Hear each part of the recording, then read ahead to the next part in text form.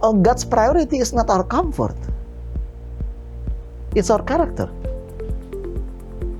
Iya kan, bener gak? Kita sering berpikir bahwa Tuhan saya pengen supaya hidup saya nyaman, tolonglah Tuhan beliin HP terbaru dong Tuhan.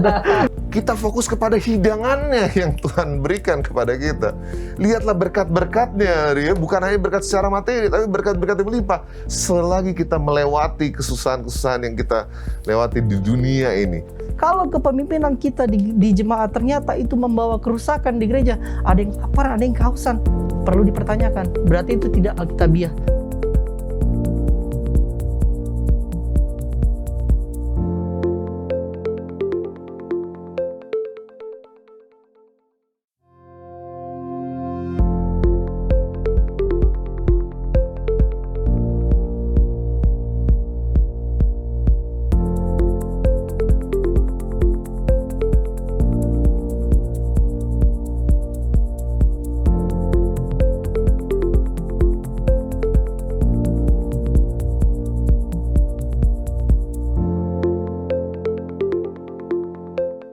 Shalom sahabat Hope Channel Indonesia di mana saja Anda berada, kita bertemu kembali dalam program diskusi Sekolah Sabat.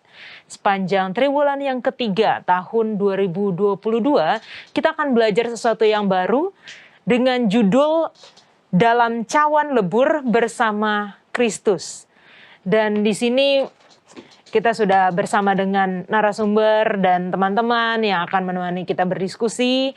Dan saya juga ingin mengingatkan kembali bagi sahabat-sahabat yang mengikuti diskusi kita dan ingin untuk mendapatkan buku Sekolah Sabat seperti yang ada di tangan saya ini, dapat menghubungi call center Hope Channel Indonesia dan kami akan kirimkan secara gratis kepada Anda supaya Anda dapat mengikuti atau belajar bersama-sama dengan kami dalam program ini. Jadi silahkan hubungi call center Hope Channel Indonesia untuk mendapatkan buku Sekolah Sabat yang ada di tangan saya.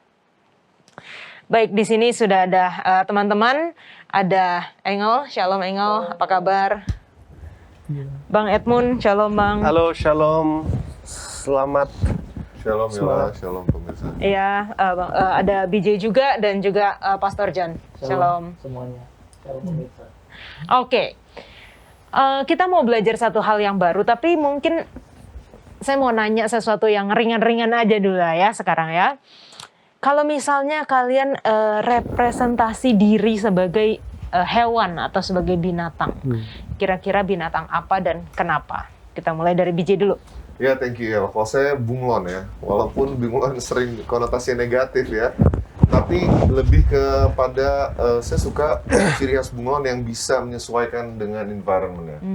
Kebetulan saya sudah cukup banyak ikut beberapa gereja gitu ya. Saya coba mempelajari kulturnya dan mencoba beradaptasi dengan beberapa gereja tersebut di Indonesia maupun di Filipina waktu itu saya berkuliah. Dan juga yang saya suka lagi juga adalah I'm a yes man. Saya sangat susah menolak kalau jika diajak untuk pelayanan ya. Jadi seperti bunglon, dia juga kan setiap kali dia melewati itu bukan pilihan dia kan. Dia maksudnya dia bisa mengikuti dimanapun dia berada. Nah itulah menurut saya paling cocok dengan saya, bunglon. Oke, jadi mudah beradaptasi. Mudah ya? beradaptasi. Oke. Oh, saya suka jadi paus orca. Oh. Iya, paus orca.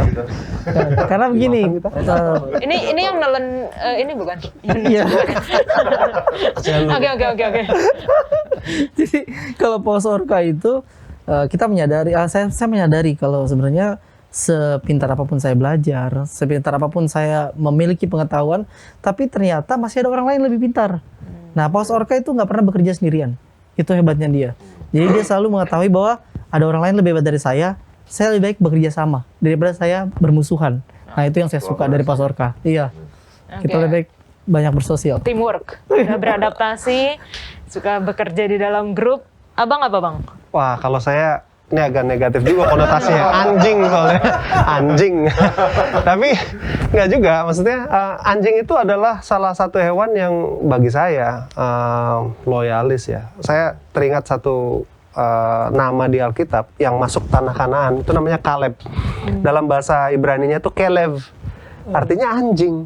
Saya pikir kenapa Tuhan namain orang ini anjing ya? Tapi ternyata memang anjing itu kamu tendang pun dia akan kembali kepada Tuhannya, dijilat-jilat kaki Tuhannya. Itu adalah gambaran yang baik bagi saya, adalah kesetiaan yang zaman sekarang sulit. Dan ini bukan saya menggambarkan diri saya berinspirasi untuk supaya saya bisa seperti Kaleb ataupun Caleb, anjing tadi. Oke, setia. Oke, Pak Pendeta? Ya tadi saya agak bingung juga sih mau mikir apa binatang yang saya suka ya. Tapi Ya, soalnya. kayaknya yang saya suka tuh kecoa. Kebun binatang. Kecoa ya, kecoa. Oke. Apa ini filosofinya kecoa? Bisa denger nih. Karena kecoa itu selalu survive dan bahkan katanya ini adalah binatang tertua yang pernah ada di muka bumi. Dan biarpun dia kena bom atom dia tuh tetap survive. Wow. Katanya dia tanpa kepala bisa hidup 5 hari bahkan. Saya nggak tahu, mungkin lo pernah kali potong kepala. Saya baca. Tapi dia selalu survive, itu kekuatannya. Kecuali ketika dia balik badan udah dia mati pasti. Jadi jangan balik badan, bro. Tapi kalau durability itu dia kuat banget. Kecoa itu kuat banget dan dia itu selalu di mana satu kecoa pasti ada yang lain. Itu pasti. Makanya dipukul pakai sendal nggak mati ya? Iya. Tapi tergantung sendal siapa dulu. Oke, terima kasih sudah sharing dan kita akan lanjutkan diskusi kita. Jangan kemana-mana.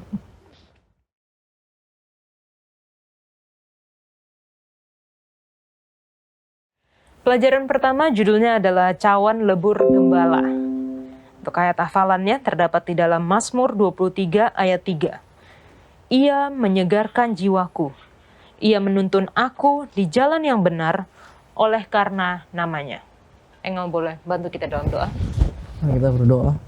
Tuhan, kami berterima kasih karena Engkau mempertemukan kami di sini untuk sama-sama berbagi informasi, pelajaran dan akan firman-Mu Tuhan. Kami mohon Engkau memberkati kami agar apa yang kami sampaikan semua berkenan dengan kehendak-Mu. Terima kasih Tuhan. Dalam nama Yesus kami berdoa. Amin. Amin. Oke, ini karena pelajaran yang baru ya. Judulnya adalah Dalam Cawan Lebur Bersama Kristus. Mungkin teman-teman yang di rumah juga agak bingung, ini maksudnya apa sih cawan lebur? Terus pelajaran kita bahkan menggunakan kata yang sama, cawan lebur gembala. Pastor John dulu lah, kita tanyakan. Arti katanya ya, cawan lebur ya. Jadi kalau kita lihat dalam bahasa aslinya yaitu bahasa Inggris, judul sekolah sahabat kita itu adalah In the Crucible with Christ. Benar nggak pronunciation gue? Crucible. Ya, In the Crucible with Christ. Dan memang kalau kita lihat cover sekolah sahabat kita memang agak rumit juga sih karena gambarnya hanya Yesus berdoa aja kan. Tapi kalau kita lihat cover sekolah sahabat yang bahasa Inggris itu kayak crucible itu punya makna yang mendalam ya. Kalau kita lihat dalam kalau kita tanya saudara kita Google, nggak perlu sebut brandnya. Jadi itu kayak artinya itu adalah tempat kayak penampian di mana biasanya logam kayak emas atau juga yang lain itu dicairkan di situ. Itu memang panas banget. Jadi, karena kalau logam itu nggak dicairkan dia nggak bisa dibentuk. Jadi ketika judulnya itu adalah In the Crucible with Christ, ada dua fakta yang kita dapatkan. Yang pertama adalah all crucible is inevitable. Ya, jadi api penyucian itu nggak bisa dihindari.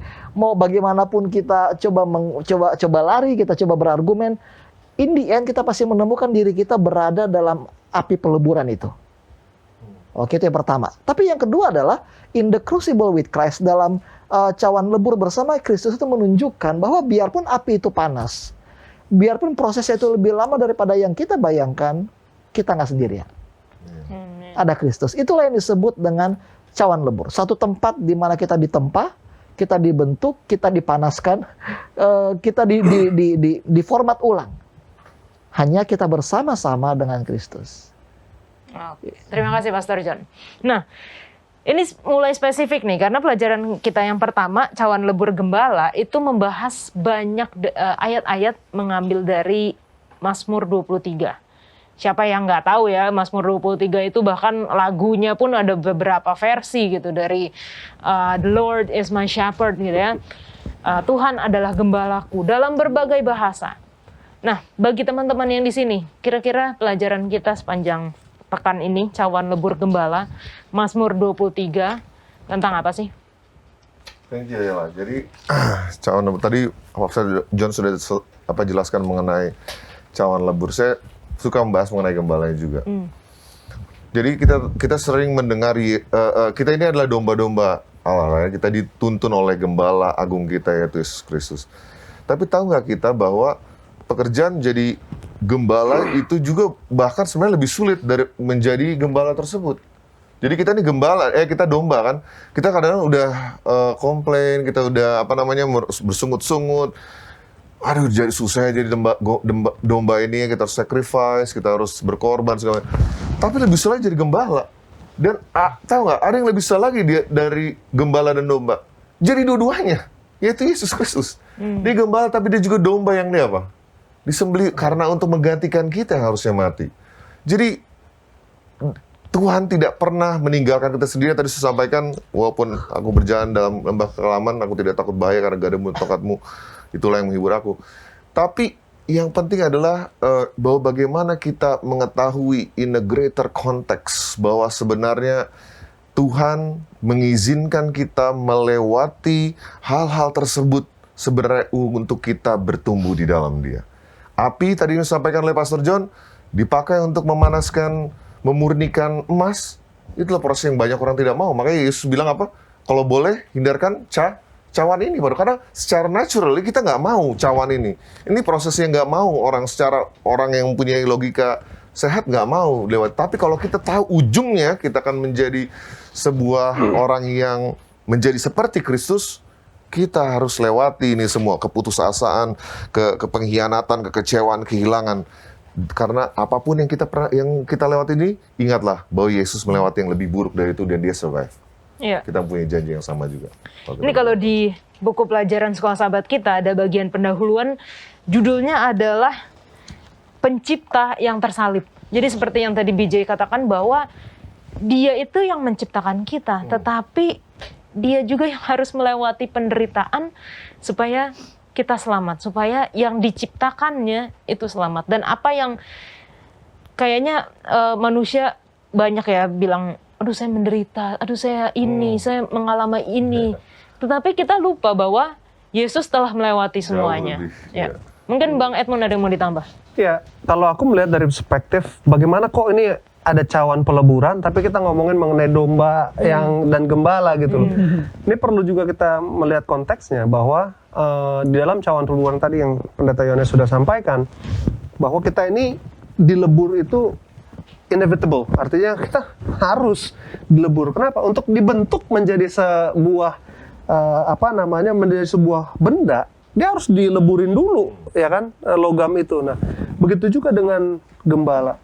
Gembala dan domba ini adalah perspektif di mana kalau kita lihat di ayat yang keempat, sekalipun aku berjalan dalam lembah kekelaman, di saat dikatakan aku tidak takut bahaya, sebab engkau besertaku, gadamu dan tongkatmu. Pertanyaan, gada itu untuk apa? Mukul binatang buas. Tongkat untuk apa?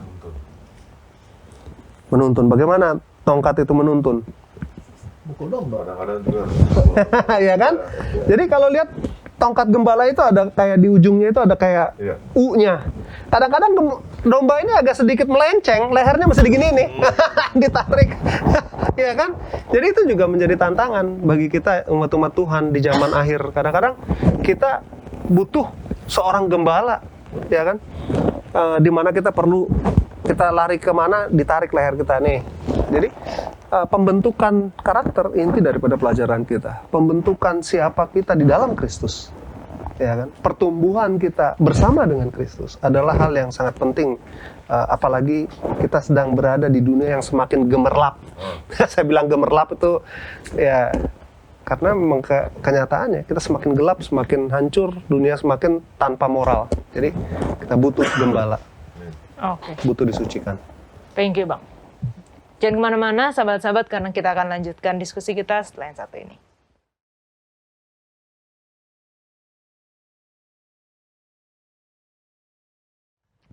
Kita lanjutkan pelajaran kita. Nah, masih mengenai Mazmur 23, masih mengenai gembala dan domba. Engel dulu nih, tadi belum berbicara soalnya tadi. Terima kasih. Senang sekali ya, di Mazmur 23 ini ada 5 poin penting. Jadi secara singkatnya saya ingin sampaikan mengenai pembelajaran kita bahwa yang pertama bicara mengenai persiapan gembala. Persiapan gembala, tapi gembala ini kita sudah membatasi gembala itu adalah pendeta. Sedangkan gembala di ayat ini itu bukan pendeta, tapi semua yang menjadi pemimpin yang Tuhan percayakan. Pendeta, bahkan kita pun yang bukan tua-tua jemaat pun bisa loh. Ketika Tuhan percayakan menjadi pemimpin dan Tuhan sudah mengarahkan. Nah, di sini ada persiapan-persiapannya. Di Mazmur 23 salah satunya ya. Lalu berikutnya lagi ada kendala-kendala yang mungkin dihadapi. Jadi sudah ada persiapan, ini bakal terjadi. Ketika mau diproses menjadi seorang pemimpin jemaat yang terbaik, itu ada kendala-kendala yang pasti dihadapi.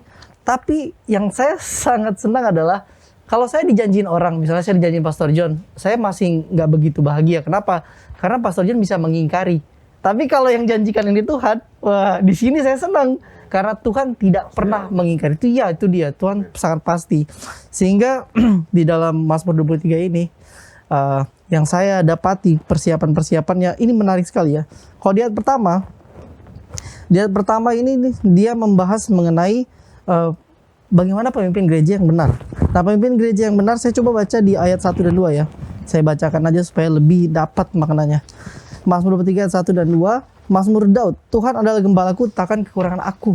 Wah, berarti ketika dia mempercayakan untuk dibentuk oleh Allah, dia bahkan tidak kekurangan.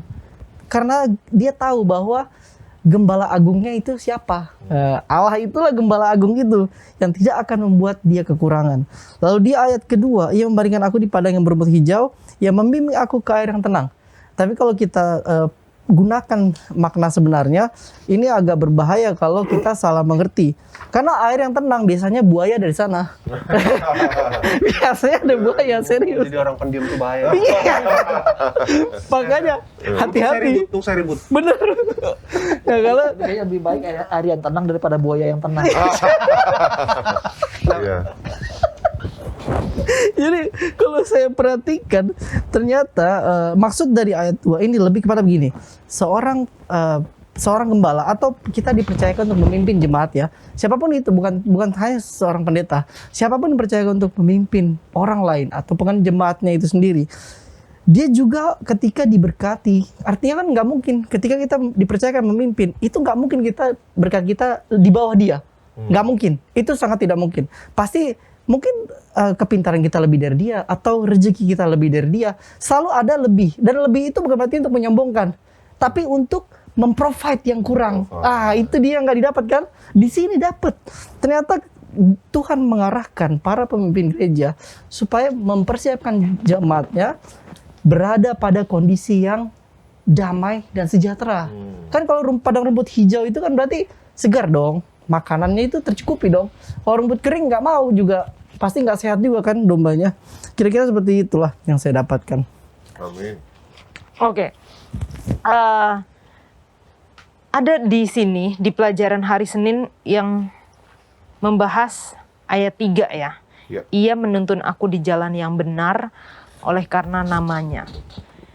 Kenapa di sini disebutkan jalan yang benar? Mungkin. Thank you, Yola. Jadi memang ini yang mungkin sering kita salah persepsi ya. Jalan yang benar kita anggap jalan yang selalu lurus, yang kayak aman gitu ya, nyaman. Nah ini yang salah ya. Dari sini kita pelajari pelajaran ini bahwa jalan yang benar itu sebenarnya maksudnya apa? Kita dituntun pada jalan yang benar atau jalan kebenaran ya. Yaitu ada 4 hal ternyata. Yang satu adalah bahwa bagaimana kita tahu bahwa kalau kita di jalan yang benar, kita tahu tujuannya adalah yang benar, yaitu rumah gembala kita. Kita ada tujuan rumah yang sudah disiapkan kepada kita. Dan yang kedua adalah bagaimana kita ketika di jalan yang benar, kita tahu kita tetap selaras dengan gembala kita. Jadi terlepas dari banyak hal-hal yang kesedihan yang kita hadapi atau tantangan yang kita hadapi, Allah kita adalah Allah yang menderita ya. Yesus datang ke sini. Bukan berarti kita juga nggak akan kena penderitaan dan segala tersebut. Justru ketika kita menderita, kita melihat gembala kita minta pertolongannya, kita ditolong untuk tetap selaras walaupun kita sedang melewati penderitaan dengan dia. Begitu juga adalah itu menjadi pelatihan kepada kita bahwa kita mendapatkan pelatihan yang benar. Ada yang bilang practice makes perfect. Menurut saya, right practice makes perfect. Karena kalau Anda mau melatih tendang bola, tapi Anda nggak tahu caranya melatih, Anda latih-latih aja, tendangan Anda belum tentu masuk gol. Kalau Anda sering latih, tapi kalau Anda diajarin right practice, oh tendangnya pakai ujung kaki, pakai ini muter supaya biar, itu yang membuat Anda. Jadi itu yang 3 hal, dan yang terakhir adalah memastikan supaya kita juga mempunyai kesaksian yang benar, ya jalan yang benar. Jadi ini maksudnya kita berada di jalan yang benar. Jadi terlepas dari banyak tantangan, halangan yang kita hadapi ketika kita berjalan bersama Kristus, kita tahu kita bersama si gembala tersebut dan we are on the right track. Ya, itu sih yang mungkin saya mau tambahkan. Oke. Nah, menjadi satu kontradiksi karena di ayat selanjutnya dikatakan sekalipun aku berjalan dalam lembah kekelaman atau lembah bayang-bayang kematian, kalau di pelajaran kita hari Selasa gitu ya disebutkan. Mungkin saja di pelajaran hari Selasa juga disebutkan gimana itu domba bisa ada di situ gitu. Apakah dia dituntun dengan cara yang salah? Apakah gembala itu membawa dia ke lembah itu? Sedangkan di ayat sebelumnya dikatakan jalan yang benar. Nah, mungkin siapa nih, antara Bang Edmund atau Pastor John? Bang Edmund.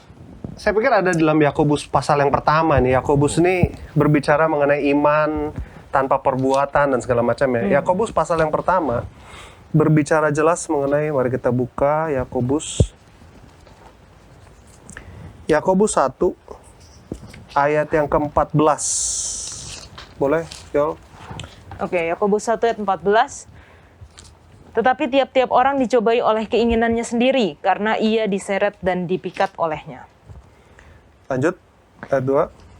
Selanjutnya, dan apabila keinginan itu telah dibuahi, ia melahirkan dosa. Dan apabila dosa itu sudah matang, ia melahirkan maut. Nah, jadi ini tantangan buat kita. Kita selalu berpikir bahwa, aduh ini Tuhan yang kasih pencobaan dalam kehidupan. Tuhan nggak pernah kasih pencobaan. Ini ayat di sini juga dikatakan. Di Yakobus pasal pertama ini bahwa Tuhan tidak memberikan ayat 13, apabila seorang dicobai, ya, Yakobus 1 ayat 13, janganlah ia berkata pencobaan ini datang dari Allah. Cobaan nggak pernah datang dari Allah. Hati-hati juga kita menempatkan siapa Tuhan dan di mana dia melakukan segala sesuatu. Sebab Allah tidak dapat dicobai oleh yang jahat dan Ia sendiri tidak mencobai siapapun. Jadi kalau Anda nanti jatuh ke dalam dosa, Anda bikin itu karena Anda sendiri pengen nafsu, ya kan? Jangan salahin Tuhan. Gitu. Jangan salahin setan juga ya. Ah, Katanya setan, salahin gue gitu kan. ya, jadi ini tantangan karena di dalam kehidupan kita setan cuma memberikan satu ide. Dia nggak bisa maksa kita, dia nggak bisa ayo bikin, nggak mungkin itu dia lakukan karena Tuhan nggak akan pernah izinkan. Karena Tuhan nggak akan pernah izinkan, sama seperti yang terjadi dengan Ayub kan. Tuhan tidak izinkan. Kenapa? Ayub masih bisa hidup oleh karena Tuhan tidak izinkan, ya kan? Nah, jadi ini gambaran yang patut kita sadari dalam kehidupan, bahwa di dalam api yang Tuhan izinkan tadi, kita lalui dalam kehidupan. Tuhan izinkan, ya kamu mau bikin kejahatan, Tuhan izinkan. Di situ pun Tuhan membentuk kita. Kalau kita pelajari pelajaran kuartal yang lalu mengenai Yusuf, contohnya, kita berbicara mengenai yang Yusuf dikatakan, apa yang engkau perbuat jahat kepadaku, Tuhan bikin itu menjadi baik.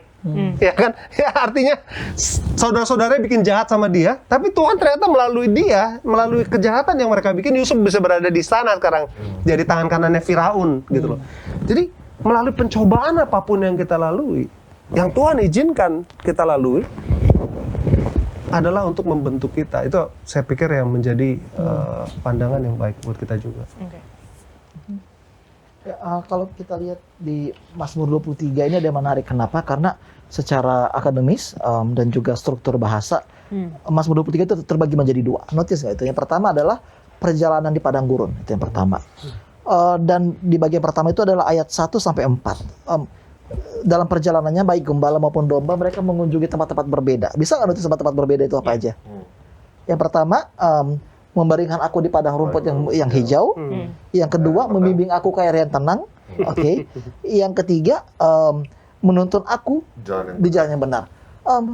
Banyak dari kita berpikir bahwa kehidupan gembala itu mereka sudah tahu. Kayaknya, hari ini saya mau ternak domba di stasiun Banteng, oke.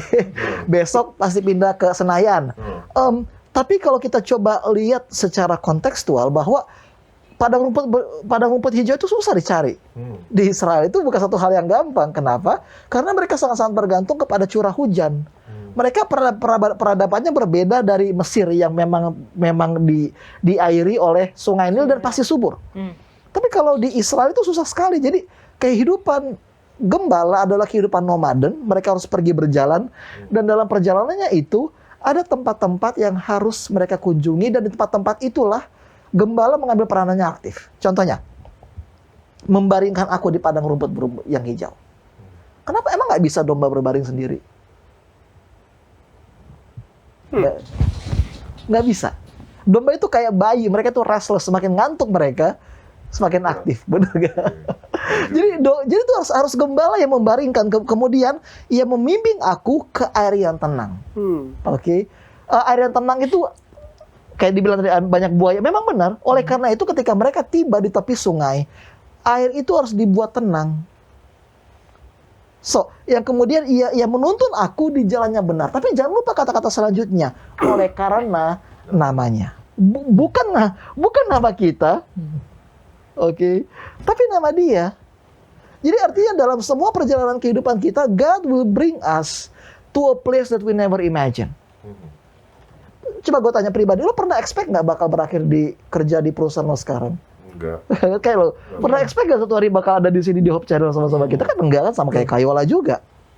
Sama kayak Bang Edmond, apalagi Bang Edmond lebih ambigu hidupnya. Iya sih. Iya kan? Jadi memang itu perjalanan padang gurun itu memang selalu unexpected banget, tempat-tempat yang kita nggak pernah kita bayangkan. Tapi if you look back, God is always there for you. Amin. Amin. Tapi ayat 4, oke. Kalau kita lihat dalam Bang Edmondnya, kalau bahasa Inggris itu ada pergantian perspektif di situ. Betul. Kalau sebelumnya ia membaringkan aku, ia membimbing aku, tapi kali ini sekalipun aku berjalan dalam lembah kekelaman, aku tidak takut bahaya sebab engkau besertaku. Kayak tadi gue bilang, dark valley itu inevitable, itu pasti ada. Tapi it's only just a shadow. Itu yang sementara.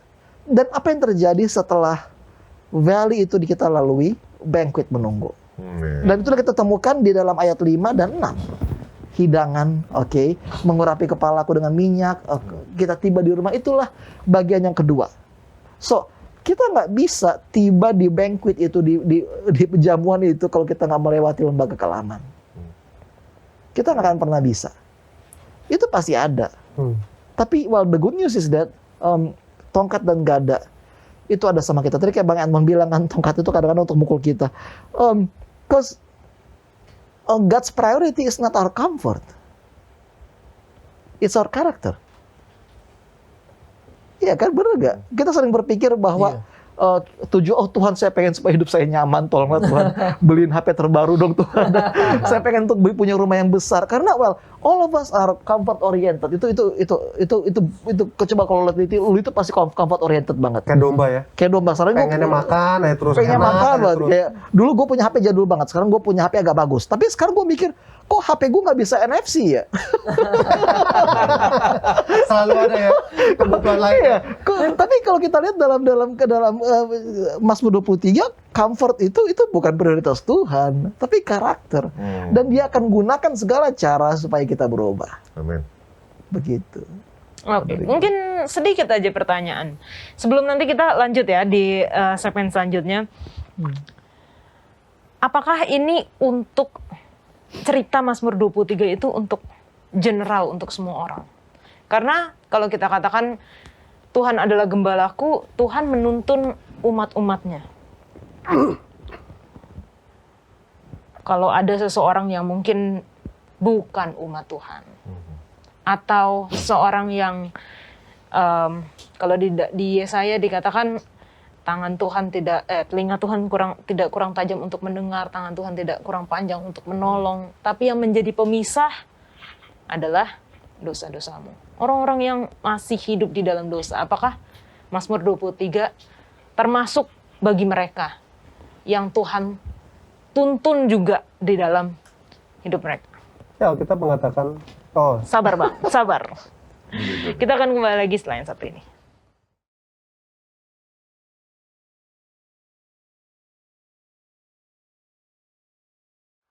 Oke, kita kembali lagi. Silakan Bang Edmund. Ya, kalau melihat dalam konteksnya, Tuhan tidak pernah menginginkan siapapun untuk hilang. Artinya untuk masuk neraka atau dia akan lakukan apapun untuk menyelamatkan setiap orang. Ya, bahkan Alkitab mengatakan, while we were yet sinners, katanya, Christ died for us. Selagi kita masih orang berdosa, Tuhan udah mati buat kita. Bukan karena Anda sudah bikin bagus, Anda sudah jadi orang baik, baru Tuhan datang. Kebalik cara berpikirnya. Tuhan datang kepada kita pada saat kita itu masih musuh sama dia, an enemy, ya kan? Ya kan? Jadi ini juga gambaran yang harus kita mengerti bahwa Tuhan memberikan hujan baik kepada orang baik maupun orang jahat. So for everyone, Tuhan adalah gembala bagi setiap orang manusia. Ini pertanyaannya mau nggak digembalakan? Kan? Ya. Sama seperti perumpamaan pakaian pesta. Invitation are for everyone. Tapi pertanyaan apa? Mereka mau memakai baju pesta? Apakah mereka mau dituntun pada jalan yang benar? Karena yang Mazmur 23 ini adalah orang-orang yang open for everyone yang mau dituntun oleh gembala yang benar ini. Gitu. Jadi, itu tadi. Ya. Nggak bisa dia menjadi gembala kita kalau kita nggak mau menjadi dombanya. Betul. Ya kan? Iya. Kalau kita bilang, oh bukan gembala saya dia itu. Ya, memang. Betul. Oke. Kalau dari saya suka ambil di Yohanes 10 ayat 16. Kita bisa baca sama-sama ya, Yohanes 10 ayat 16. Ada lagi padaku domba-domba lain yang bukan dari kandang ini. Domba-domba itu harus kutuntun juga, dan mereka akan mendengarkan suaraku.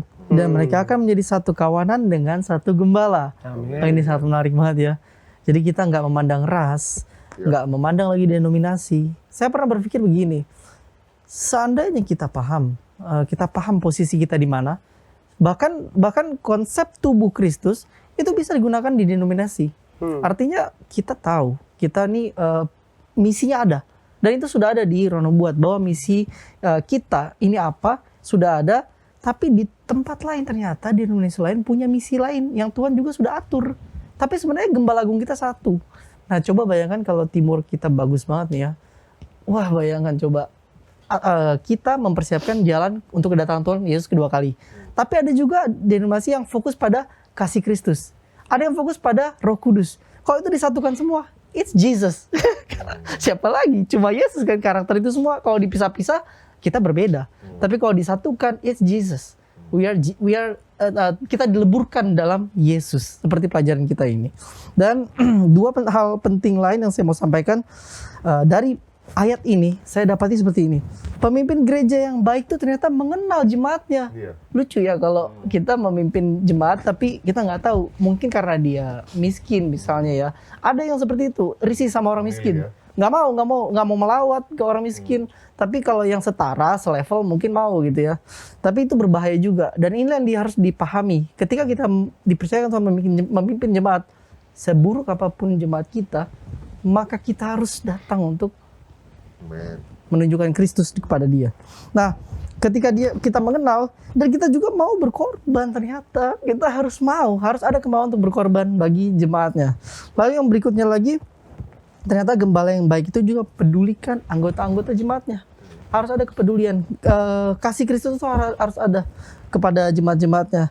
Dan semua yang dilakukan itu bukan menuntun kepada saya. Dipahami ya.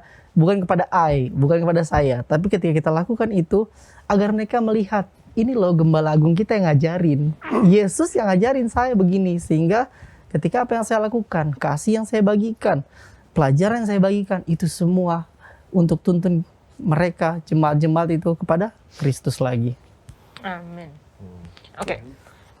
Bagian 2, tadi Pastor John sudah sebutkan ada 2 bagian dari Mazmur 23. Bagian 2 mengenai hidangan yang melimpah.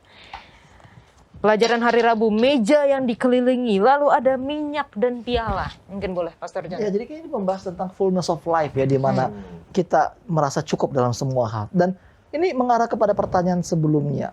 Tahu dari mana kita kalau Tuhan itu adalah gembala kita? Gimana? Apa indikator utama? Kalau kamu bisa mendengar suaranya, Aha. karena kan dikatakan di ayat tadi yang Yohanes 10 ya, domba-dombaku mendengar suaraku. Artinya kalau kita mendengar suara dia, firmannya, artinya kita turuti apa yang dia katakan dalam firmannya, kita adalah Ya, domba. itu pertama, tapi itu dari Yohanes. Kalau dari Mazmur 23, ada satu indikator utama yang dibilang oleh Daud. Oke, Mazmur 23 ayat 1, Tuhan adalah gembalaku, tak akan kekurangan aku. I shall not want. Itu kayak powerful banget gak sih? Kenapa? Ya karena, kita itu hidup di satu komunitas di mana greed is good, right? Ketamakan itu boleh dan rasa ingin itu harus selalu dipicu. Ya itu kenapa di selalu online shopping itu selalu ada diskon terus di akhir bulan. Karena kita ini bilang, dunia itu selalu bilang sama kita, well, what you have is not enough. You need to buy more, you need to explore more. Harus healing ke tempat-tempat terbaru. Itu ada tempat makan yang baru tuh lu harus kunjungi kalau nggak hidup lu nggak sempurna. Tapi justru ketika kita sampai di bagian yang kedua, banquet is waiting for you.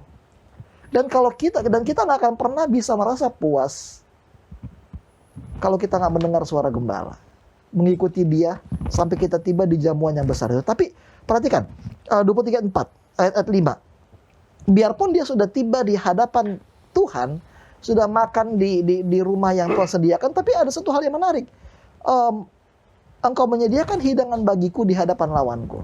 Jadi kalau di pelajaran sekolah sahabat kita ada dua detour yang kita bakal dihadapin. Yang pertama adalah there will always be the valley of death. Itu pasti.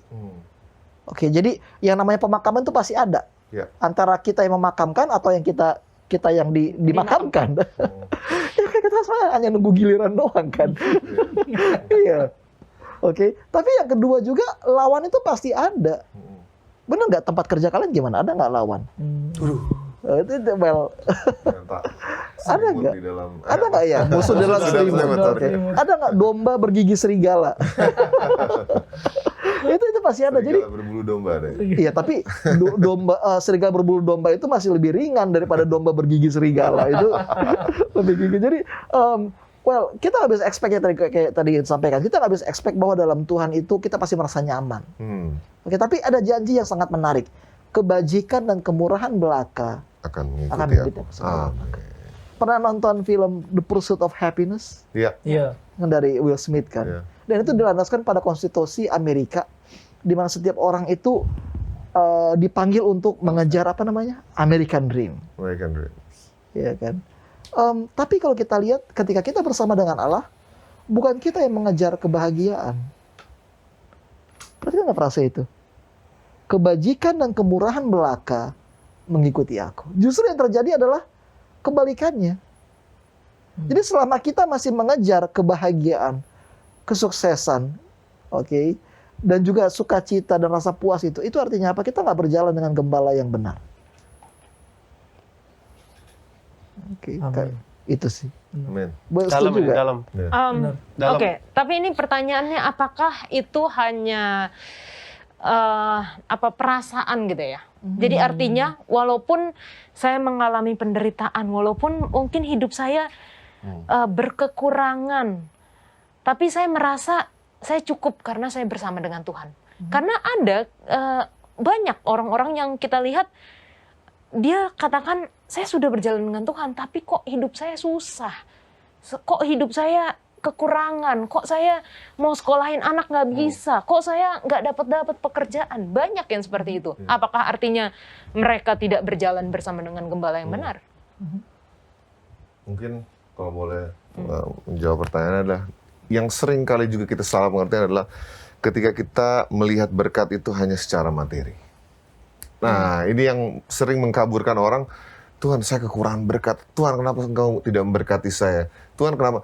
Jadi kita lupa bahwa ada berkat-berkat lain, ada berkat keluarga, ada berkat contohnya teman atau apa yang sebenarnya dapat membantu kita untuk mendapatkan juga berkat yang lain seperti materi dan segala macam. Kita coba buka Markus 10 ayat 29 dan 30. Ini pertanyaan murid-murid Yesus kepada Yesus, setelah aku meninggalkan semuanya, apa yang aku dapat mengikut kamu? Jawab Yesus, aku berkata kepadamu, sesungguhnya setiap orang yang karena aku dan karena Injil meninggalkan rumahnya, saudaranya laki-laki atau saudaranya perempuan, ibunya atau bapaknya, anak-anaknya atau ladangnya, orang itu sekarang pada masa ini juga, this is not talking about heaven, pada masa ini juga akan menerima kembali 100 kali lipat. Rumah, saudara laki-laki, saudara perempuan, ibu, anak, dan ladang, sekalipun disertai berbagai penganiayaan. Dan pada zaman yang akan datang, ia akan menerima hidup yang kekal. Jadi akan ada hidup yang kekal lagi. Tapi pada zaman ini, ada janji Tuhan. Masa kadang-kadang kita tidak mempunyai cukup iman untuk mengklaim janji tersebut. Kita klaim, kita hanya melihat dari awal. Kita nggak lupa bagaimana Tuhan menuntun Yusuf, pelajaran kita kuarter lalu, dari seorang yang mungkin bisa dibilang paling rendah gitu ya, di dalam penjara, menjadi penguasa number 1 di Mesir. Kalau kita mau mengikuti jalannya, pertanyaannya, sudahkah kita memberikan diri kita untuk diikuti? Dan saya mau nambahkan tadi juga yang Pastor John bilang mengenai engkau menyediakan sebuah meja bagiku di hadapan lawanku. Betul sekali, kita nggak bisa di tengah-tengah, kita tuh harus ada di sisi Tuhan atau di sisi setan. Kita ada baik atau benar. Karena kalau kita sudah memilih di antara baik atau benar, berarti kita ada lawan kan. Kalau kita di sisi yang benar Yesus, kita ada lawan musuh. Begitu juga dan sebaliknya. Tapi yang mantapnya adalah di sini, engkau menyediakan sebuah meja bagiku di hadapan lawanku. Engkau mengurapi kepalaku dengan minyak, pialaku penuh melimpah. Jadi Tuhan itu, kita tuh diajak ketika kita banyak musuh-musuh kita bahkan yang tidak kelihatan. Roh-roh jahat, Paulus sampaikan juga. Kita jangan difokuskan kepada musuhnya atau seberapa mengerikannya mereka. Tuhan juga bilang jangan takut kepada yang dapat membunuh tubuh, tapi yang membunuh jiwa. Jadi kita fokus kepada hidangannya yang Tuhan berikan kepada kita. Lihatlah berkat-berkatnya, ya. Bukan hanya berkat secara materi, tapi berkat-berkat yang melimpah. Selagi kita melewati kesusahan-kesusahan yang kita lewati di dunia ini, dan pialaku penuh melimpah. Mengurapi itu adalah maksudnya ketika orang ada ikut masuk ke dalam sebuah kerajaan, mereka diundang, tamu spesial itu biasanya mereka diberikan urapan ya, dan juga diberikan juga jamuan makanan yang begitu banyak, mereka bahkan nggak bisa makan semuanya. Itulah berkat-berkat yang Tuhan sudah siapkan untuk kita jika kita mau. Saya ingin menambahkan, ini ada di Mazmur 23 ayat 4 dan 5. Dan di Mazmur 23 ayat 4 ini, seperti ini kira-kira. Ini saya kasih implementasi praktis ya, karena kalau mau dibaca, boleh baca aja. Jadi di ayat Mazmur 23 ayat 4 ini mengajarkan bagaimana para pemimpin jemaat itu sebenarnya juga harus senantiasa menyertai jemaatnya dalam masa-masa yang tersulit sekalipun. Nah itu harus dipahami ya. Jadi kita nggak sendirian. Sampai ada anggota jemaat yang nggak bisa sekolah, ini anaknya karena masalah uang. Sebenarnya kenapa? Karena sistem di gerejanya tidak bagus, tidak sesuai Alkitab. Dan ini yang diajarkan. Jadi Yesus mengajarkan kepemimpinan. Bagaimana seorang gembala itu dia lakukan dulu ke kita sampai kita akhirnya punya pekerjaan yang bagus, sampai akhirnya kita bisa punya posisi yang bagus, power yang bagus. Dan bahkan di ayat 4 ini ada kata tongkat gembala, ya kan? Nah, tongkat gembala ini artinya adalah simbol kekuasaan. Dan karena dia simbol kekuasaan, seharusnya kekuasaannya itu seperti di ayat 4, membawa kepada kedamaian, kasih, dan sukacita. Kalau kepemimpinan kita di jemaat ternyata itu membawa kerusakan di gereja, ada yang lapar, ada yang kehausan, perlu dipertanyakan. Berarti itu tidak alkitabiah, tidak lagi teladan Kristus yang teladankan. Dan hati-hati, memimpin jemaat, tapi ingat, teladan Kristus harus yang ditegakkan, bukan teladan kita, gitu, tapi Kristus. Oke. Pendeta. Untuk menjawab pertanyaan Kak Yola ya. Sekaligus kesimpulan.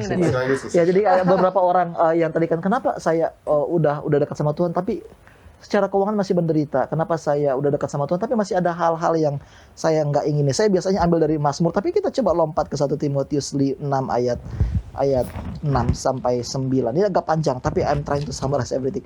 Memang ibadah itu kalau disertai rasa cukup, memberi keuntungan besar, itu kayak keren banget. Oke, jadi ibadah 5 ayat 1 Timotius 6 ayat 6 sampai 8. Karena ibadah itu bagus. Tapi kalau ibadah tanpa rasa cukup, itu nggak sempurna. Itu makanya Daud berkata, "The Lord is my shepherd, I shall not want." Tapi kemudian Paulus juga berkata, sebab kita tidak membawa sesuatu apa ke dalam dunia, dan kita pun tidak dapat membawa apa-apa keluar. Asal ada makanan dan pakaian, cukuplah. Ya kenapa kadang-kadang kita merasa kurang dalam kehidupan? Because we compare. Dibandingkan. Coba kalau gua sosial media ya. Oke, kita lihat anak itu sekolahnya di Stanford. Gua kok di UP. Sama-sama mahal. Dia kok bisa dapat beasiswa ya ke Andrew, sedangkan gua hanya tamat dari IAS. Ya, coba kalau kita compare ya, lo siapa lebih bahagia? Gua atau Bang Edmond? Standar. Saya nggak lebih bahagia. Kalau gua lebih bahagia mana? Gua atau Bang BJ? Secara Bang BJ dunia. istrinya lebih muda. Ya kan? Kalau kita mau compare, we will never be happy. Iya, betul. Tapi itu poinnya. contentment, oke, contentment itu penting banget. Iya. Dengan apa yang kita miliki, kayak gue pribadi, gue bisa happy, ya, gue berusaha kayak waktu H-1 gue potong rambut sebelum pernikahan, itu pendek banget rambutnya deh, dan itu jelek. Oke. Gue nggak marah. Kenapa? Karena gue tahu, well, he's my shepherd. Yang penting gue besok nikah, Tuhan gembala gue, so what? Mau rambut pun gimana, I will always try to be content. Oke. Amin. Kesimpulan beneran. Iya itu. Itu. Bersama-sama Jadi dengan ya, Tuhan ya. crucible itu berakhir, crucible penggembalaan itu berakhir ketika kita belajar untuk puas. Whatever lot he give me, I will always be happy. I will say it is well. with It is my well soul. with my soul. Terus lah. Amin, amin. Terima kasih Pastor John, Engel, BJ dan juga Bang Edmund sudah berdiskusi bersama-sama, dan biarlah ini bukan cuma jadi pengetahuan ya, Iya. bukan hanya jadi informasi, tapi kita bisa memiliki rasa puas itu, rasa bahagia itu karena Tuhan adalah gembala kita. Kita akan lanjutkan pelajaran kita di episode selanjutnya. Tuhan Yesus memberkati.